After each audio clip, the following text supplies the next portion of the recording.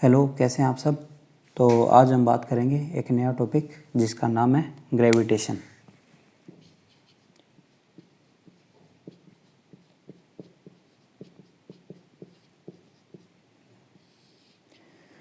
इस टॉपिक को शुरू करने से पहले कुछ छोटी सी बात कर लेते हैं। इससे पहले हमने अभी तक क्या देखा था। हमने अभी तक देखा है मोशन के बारे में चर्चा की थी, मोशन ऑफ ऑब्जेक्ट,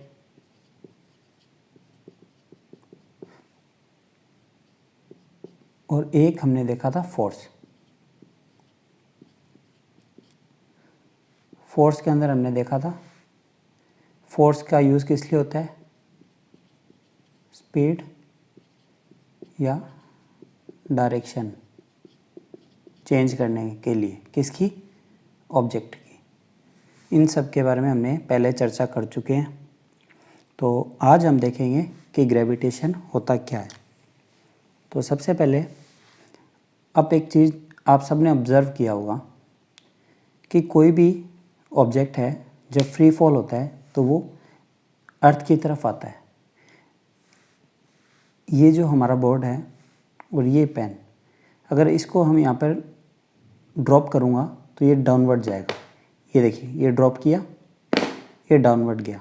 यानी कोई ऐसी फोर्स है जो इस पेन को नीचे की तरफ खींच रही है, अट्रैक्ट कर रही है।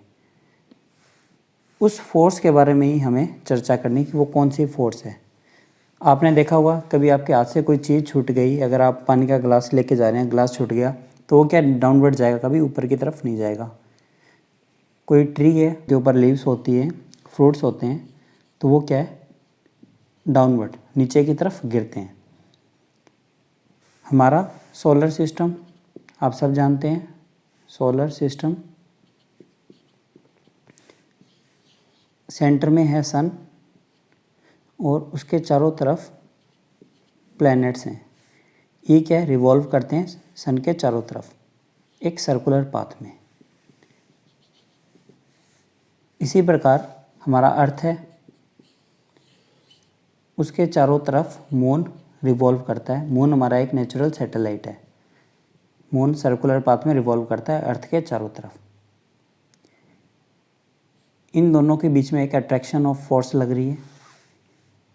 हर प्लैनेट और सन के बीच में एक फोर्स लग रही है।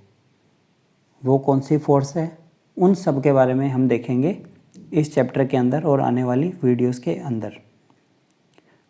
बाकी मैं आपको बता दूं, जो इन दोनों के बीच में जो फोर्स लगती है उसे हम बोलते हैं ग्रेविटेशनल फोर्स। ग्रेविटी का मतलब ही साधारण सी भाषा में यही है कि कोई पुलिंग फोर्स है जो कोई ऑब्जेक्ट को, दूसरे ऑब्जेक्ट को अपनी तरफ खींचती है, उसे हम बोलते हैं ग्रेविटी।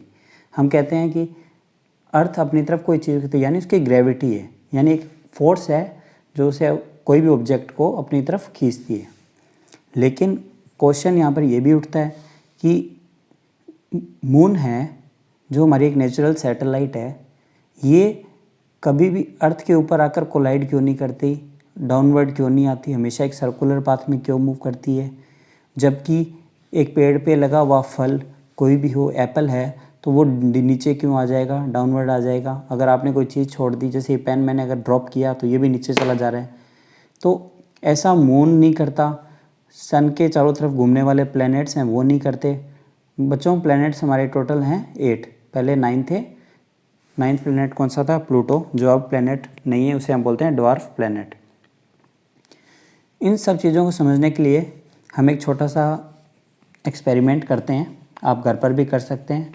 इसके लिए आपको करना क्या है, आपको लेनी है एक स्ट्रिंग, एक धागा लेना है या वायर, कुछ भी आप ले सकते हैं।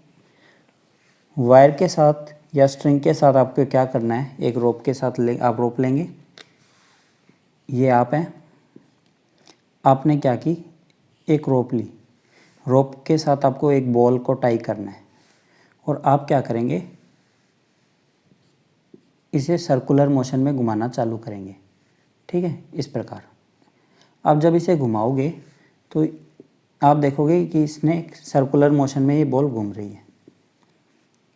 और आप देखना, जब आप इसको घुमाते हो तो आपके हाथ में एक बाहर की तरफ फोर्स लगती है, जिससे क्या है कि बॉल दूर जाना चाहती है आपसे, लेकिन आप उसको खींच रहे हो। स्ट्रिंग में क्या है, स्ट्रेस रहता है, स्ट्रेन रहता है कि आप घुमा रहे हो तो आपके हाथ पे जोर लगेगा, घुमाओगे तब आपके हाथ पे जोर लगेगा, यानी आप बॉल को अपनी तरफ खींच रहे हो, एक फोर्स लगा रहे हो, अट्रैक्शन वाली फोर्स लगा रहे हो, अपनी तरफ खींच रहे हो। और बॉल क्या है, ऐसे चारों तरफ घूमती है। तो होता क्या है, जब ये बॉल घूम रही है तो इसकी वेलोसिटी हर पॉइंट पे चेंज हो रही है। वेलोसिटी क्या है? वेलोसिटी एक वेक्टर क्वांटिटी है। स्पीड होती है स्केलर, वेलोसिटी वेक्टर है। वेक्टर है तो इसके लिए इसके अंदर क्या होगा, मैग्नीट्यूड प्लस डायरेक्शन। मान लीजिए मैग्नीट्यूड आपने कांस्टेंट रखा, लेकिन जो डायरेक्शन है वो हर पॉइंट पे चेंज हो रही है। सर्कुलर मोशन है तो डायरेक्शन देखिए, अभी कौन सी डायरेक्शन है, यहाँ पर ये डायरेक्शन है।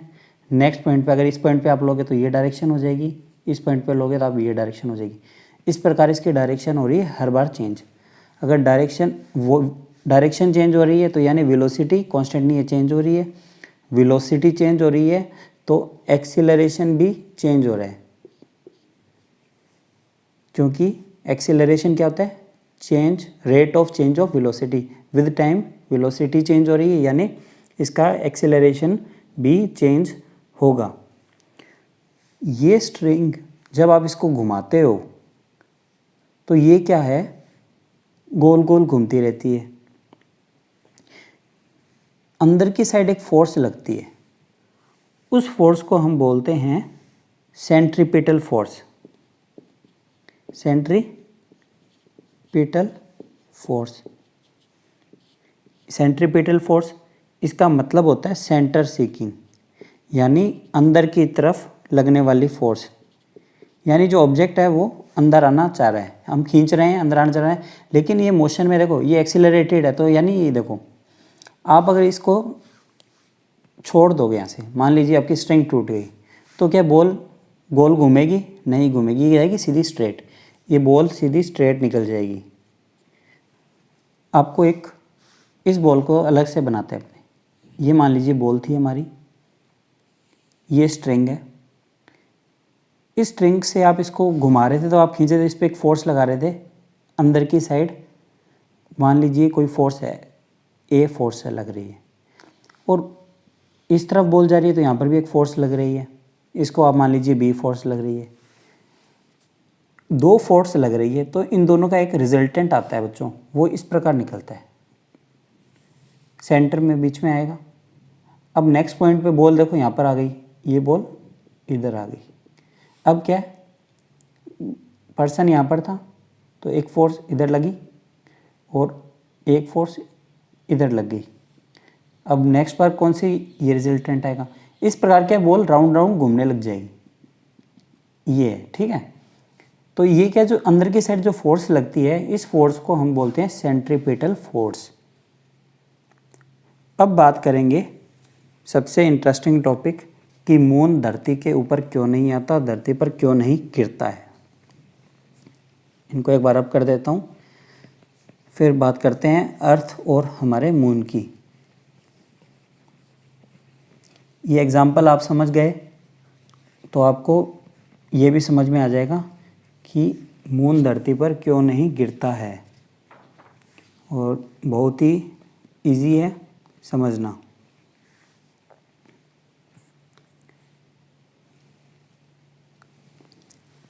ये हमारा अर्थ है,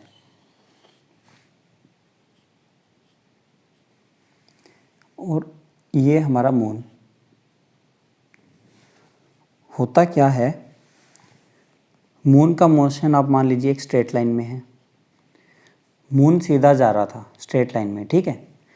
जैसे ही अर्थ के कांटेक्ट में आया, अर्थ का मास बहुत ज़्यादा था, अर्थ ने क्या किया, एक फोर्स ऑफ अट्रैक्शन लगाया। जैसे ही अर्थ ने एक फोर्स ऑफ अट्रैक्शन लगाया, एक सेंट्रीपिटल फोर्स लगाई मून के ऊपर, तो हुआ क्या, इस प्रकार एक फोर्स लगी, अर्थ ने मून को किया अट्रैक्ट, लेकिन अर्थ की टेंडेंसी थी स्ट्रेट जाने की। तो होता क्या है, मून जाना चाह रहा था स्ट्रेट, अर्थ ने अपनी तरफ अट्रैक्ट किया, एक रिजल्टेंट निकल के आया इस प्रकार। इसको थोड़ा सही कर देते हैं, एक रिजल्टेंट निकला इन दोनों के बीच में, मान लीजिए कोई 45 डिग्री पे निकला होगा इस प्रकार। तो क्या हुआ, स्ट्रेट पाथ था तो क्या थोड़ा सा मून इधर हो गया, मून इधर आ गया। फिर क्या हुआ, अर्थ ने दोबारा एक फोर्स लगाई अपनी तरफ, मून अभी भी क्या कह रहा है कि मैं जाऊंगा स्ट्रेट, एक टेंजेंट, लेकिन फिर एक रिजल्टेंट आएगा। इस प्रकार मून भी अर्थ के चारों तरफ घूमता है। अब देखो टेंजेंट क्या होती है, एक सर्कल की जो टेंजेंट होती है वो क्या होती है। एक सर्कल है, एक स्ट्रेट लाइन जब एक पॉइंट पर सर्कल को टच करती है तो उस लाइन को हम बोलते हैं टेंजेंट। ए बी सी और ये सर्कल का सेंटर है ओ। तो मान लीजिए कोई अगर एक स्ट्रेट लाइन है वो सर्कल पे सिर्फ एक पॉइंट पे टच करे तो वो क्या है, उसकी हो जाएगी टेंजेंट। यानी ए बी सी टेंजेंट है सर्कल ओ की, तो ये तो होती है टेंजेंट। अब यहाँ पे देखिए मून, जैसे ये मून एक सर्कल बन रहा है, मून को जाना था सीधा, लेकिन क्या है एक डाउनवर्ड फोर्स लगी, अर्थ ने अपनी तरफ मून को अट्रैक्ट किया और वो क्या है एक रिजल्टेंट निकल के आया जिसके कारण वो गोल गोल घूम रहा है। और देखो ये जो डाउनवर्ड फोर्स लग रही है इसको हम बोलते हैं सेंट्रीपिटल, क्योंकि ये खींच रहा है अपनी तरफ। और जो ये सेंट्रीपिटल फोर्स है यहाँ पर कौन सी है, ये है ग्रेविटेशनल फोर्स। ग्रेविटेशनल फोर्स, जो ये फोर्स लग रही है वो होती है ग्रेविटेशनल फोर्स। और ये जो फोर्स है ये हर ऑब्जेक्ट के ऊपर बराबर लगती है। न्यूटन ने क्या बोला था, न्यूटन ने बोला था इस यूनिवर्स के अंदर अगर कोई भी ऑब्जेक्ट हैं, जितने भी ऑब्जेक्ट हैं वो एक दूसरे के ऊपर फोर्स लगा रहे हैं, एक दूसरे को अट्रैक्ट करते हैं अपनी तरफ। अब आप बोलते हो कि हर ऑब्जेक्ट एक दूसरे को अपनी तरफ अट्रैक्ट करता है, तो जब एक ट्री से कोई फ्रूट गिरता है, मान लीजिए एप्पल है, वो नीचे गिरता है, तो क्या वो धरती को भी अपनी तरफ अट्रैक्ट करता है, अर्थ को अपनी तरफ अट्रैक्ट करता है? तो उसका आंसर है जी हाँ, करता है। अब मान लीजिए हमने ये देखिए, ये हमने क्या किया, अर्थ का एक आर्क मान लेते हैं, छोटा सा हिस्सा है जिसके ऊपर लगा हुआ है एक पेड़। ये अर्थ का एक पूरा सर्कल बनेगा, अर्थ हमारी बहुत बड़ी है इसलिए बना नहीं सकते, और यहाँ पर हम बनाते हैं पेड़, ठीक है। ये इसकी टहनियाँ होगी, ये ट्री है, ठीक है। जैसा भी बना है समझने के लिए ठीक है। तो आप देखिए हुआ क्या, इसके ऊपर लगा हुआ था एक एप्पल। जैसे ही एप्पल गिरेगा, यानी देखो यहाँ पे स्टेम थी, कमज़ोर हो गई, एप्पल पक गया, राइप हो गया, तो यहाँ से एप्पल टूटा, तो वो क्या नीचे की तरफ आएगा। अब जब नीचे की तरफ एप्पल आ रहा है, यानी ये जो हमारी अर्थ है ये एप्पल को अपनी तरफ खींच रही है, एक डाउनवर्ड फोर्स लगा रही है। तो क्या एप्पल भी अर्थ को खींच रहा है? जी हाँ, एप्पल भी अर्थ को अपनी तरफ खींच रहा है, लेकिन हमें विजिबल नहीं हो पाता। ऐसा इसलिए है क्योंकि जो एप्पल है इसका मास अर्थ के कंपैरिजन में नेग्लिजिबल है। जो अर्थ का मास है वो way larger than mass of apple, apple के मास से बहुत ज़्यादा है। और आप सबको पता होगा, मान लीजिए देखो ये दोनों एक दूसरे पे फोर्स लगा रहे हैं, यानी फोर्स तो हो गई कांस्टेंट, ठीक है ना। दोनों एक दूसरे पे इक्वल फोर्स लगा रहे हैं, न्यूटन ने ये बोला, तो आप सबको पता चल गया कि फोर्स हो गई कांस्टेंट। और आप सबको एक फॉर्मूला पता होगा, अगर नहीं पता तो आप मेरे पिछले वीडियोस को चेकआउट कीजिएगा, चैनल पे जाइए देखिए, मज़े आएंगे। वो फॉर्मूला है फोर्स बराबर मास इंटू एक्सीलरेशन, ये फॉर्मूला है।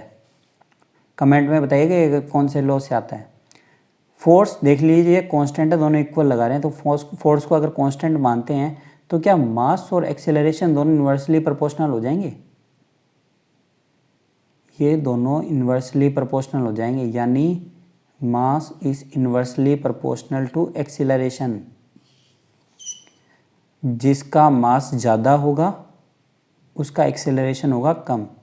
यहाँ पर मास किसका ज़्यादा है, अर्थ का या एप्पल का? अर्थ का ज़्यादा है, तो अर्थ का एक्सेलरेशन है वो बहुत ज़्यादा कम हो जाएगा। मास कम किसका है, एप्पल का, तो एप्पल का एक्सेलरेशन है बहुत ज़्यादा हो जाएगा, यानी वो हमें दिखाई देगा एप्पल जल्दी इसके पास में आएगा। तो ये है इन दोनों के बीच में एक रिलेशन कि फोर्स तो दोनों पे इक्वल लग रही है, लेकिन इन दोनों के बीच में जो एक्सेलरेशन है एक दूसरे में खींचने का है, क्यों नहीं दिखाई दे रहा?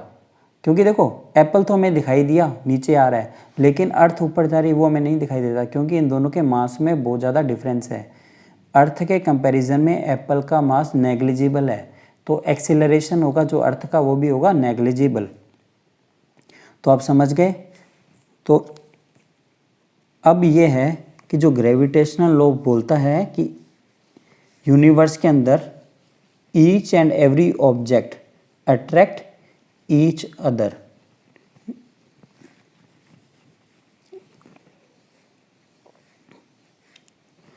तो अभी तक हमने क्या क्या देखा?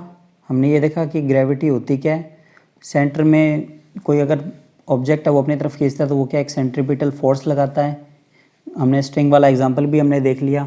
उसके बाद में हमने अभी देखा कि भी मून है वो धरती के अंदर आके कोलिजन क्यों नहीं होता मून का, और अपने जो प्लैनेट हैं वो सन के चारों तरफ रिवॉल्व कर रहे हैं, तो वो भी कभी कोलाइड नहीं किए सन के साथ। तो उसका यही था कि वो सीधा स्ट्रेट जाना चाह रहे थे, लेकिन एक इनवर्ड फोर्स लगी है सेंटर की सन के द्वारा, और उससे क्या है कि एक रिजल्टेंट निकल के आ रहा है और वो राउंड राउंड घूमते रहते हैं।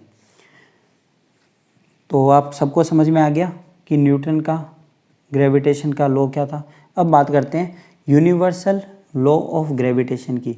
यानी देखो हमें ये तो पता चल गया कि कोई ऑब्जेक्ट है उसके बीच में एक फोर्स लग रही है और वो नीचे आ रहा है तो वो ग्रेविटी करना रहा है। अब हमें कुछ निकालना तो होगा ना, ग्रेविटी है उसका कांस्टेंट हमें एक निकालना होगी, वैल्यू निकालनी होगी कि ये हमारा एक ग्रेविटेशनल कांस्टेंट है। तो उसको हम कैसे निकालेंगे? तो उसके लिए हम पढ़ेंगे यूनिवर्सल लॉ ऑफ ग्रेविटेशन। हम क्या करते हैं, दो ऑब्जेक्ट लेते हैं ए एंड बी। इसका मास हो जाएगा कैपिटल एम, इसका स्मॉल एम, दोनों के बीच की डिस्टेंस हो जाएगी डी स्क्वायर। दो ऑब्जेक्ट हैं ए एंड बी, इसका मास कैपिटल एम, इसका मास स्मॉल एम। और एक बार मैं आपको डेफिनेशन बता देता हूँ। Every object in universe attract every other object with a force which is proportional to product of their masses and inversely proportional to the square of distance between them। ये है force की definition in दोनों के बीच में लगने वाली। वो देख लीजिए कैसे निकालते हैं। जो इन दोनों के बीच में फोर्स लगेगी वो होगी directly proportional to the product of the mass of two object. यानी इन दोनों के जो मास है उसका प्रोडक्ट के प्रोपोर्शनल होगी, यानी m इंटू स्मॉल m। एक तो ये हो जाएगी, और एक होगा force is inversely proportional to the square of distance between them. ये यहाँ पे सॉरी मैंने गलत लिख दिया, ये इन दोनों के बीच की दूरी है d, और जो इनवर्सली प्रोपोर्शनल होगी फोर्स वो होगी d स्क्वायर, यानी square of distance between the two objects. तो इन दोनों इक्वेशंस को हम करेंगे combine. F proportional to capital M into small m upon d square, ये आ गया। अब इस प्रोपोर्शनल के साइन को हटाने के लिए हम एक कांस्टेंट ऑफ प्रोपोर्शनलिटी लेंगे जो होगा हमारा G। यूनिवर्सल ग्रेविटेशन कांस्टेंट है G। तो इसको हम कैसे लिखेंगे? F बराबर G m into small m upon d square. ये हमारी आ गई एक इक्वेशन। इसको आपको रखना है याद, इससे आपके सारे क्वेश्चन सॉल्व हो जाएंगे। इसका क्या है देखिए, ये क्या है, F क्या है? ये F है दो ऑब्जेक्ट के बीच में लगने वाली फोर्स। देखो दोनों एक दूसरे पे इक्वल फोर्स लगाएंगे, ये आप सब समझ लीजिए। हर ऑब्जेक्ट एक दूसरे पर अट्रैक्ट करता है एक दूसरे को, लेकिन उसके अंदर जो कितना एक्सीलरेशन होगा वो किस पे डिपेंड करता है? वो उसके मास पे डिपेंड करता है। यहाँ से हम G की SI यूनिट भी निकालेंगे और इसकी वैल्यू भी निकालेंगे। तो G की जो SI यूनिट यहाँ से निकलेगी, हम यहाँ क्या करेंगे, जो D square distance between them है इसको हम इधर ले जाएंगे, तो यहाँ पर देखिए एफ इंटू डी स्क्वेयर बराबर G M into small M. G यहाँ पर क्या आ जाएगा, F D square upon M into small M. Force की यूनिट क्या होती है सबसे पहले मुझे आप ये बताओ, SI unit newton. Distance between them, distance किस में नापते हैं, मीटर में, तो मीटर स्क्वायर। मास किस में होता है, केजी, दोनों का मास केजी में होगा तो केजी का स्क्वायर। ये हमारी आ गई इसकी एसआई यूनिट, इसको याद रखिएगा। अगर इसको ऊपर ले जाएंगे तो केजी का पावर -2 हो जाएगा। अब क्या हुआ, हेनरी कैवेंडिश एक साइंटिस्ट थे, क्या नाम है, यहाँ पर एक बार इसको रब कर देता हूँ मैं।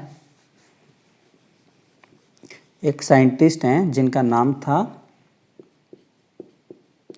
Henry Cavendish. इन्होंने जो जी कांस्टेंट उसकी एक वैल्यू दी, वो वैल्यू क्या है, 6.673 इंटू 10⁻⁻11। ये इसकी वैल्यू है और इसकी यूनिट क्या थी, न्यूटन मीटर स्क्वायर केजी की पावर -2। ये इसकी वैल्यू, इसको भी आप याद रख सकते हैं। मोस्टली क्या होता है, क्वेश्चन के अंदर ये वैल्यू हमें प्रोवाइड की जाती है।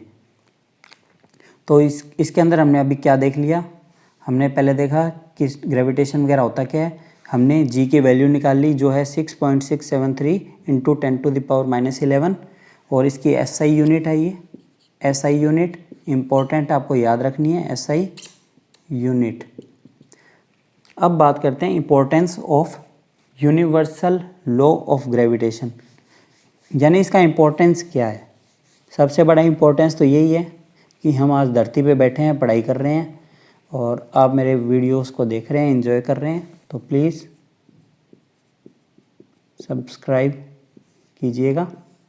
इसके बारे में अब ज़्यादा बात नहीं करेंगे, अब देखते हैं आगे।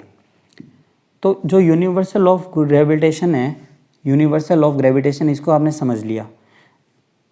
अब इससे कौन सी चीज़ें कनेक्टेड है, देखिए सबसे पहले हम कहाँ पर हैं, धरती पर हैं, यानी अर्थ हमें बाइंड करके रखती है, अर्थ हमें बाइंड करके रखती है। फिर जो हमारे प्लेनेट हैं सन के चारों तरफ रिवॉल्व करते हैं, ये हमारा सन है, ये हमारी अर्थ है।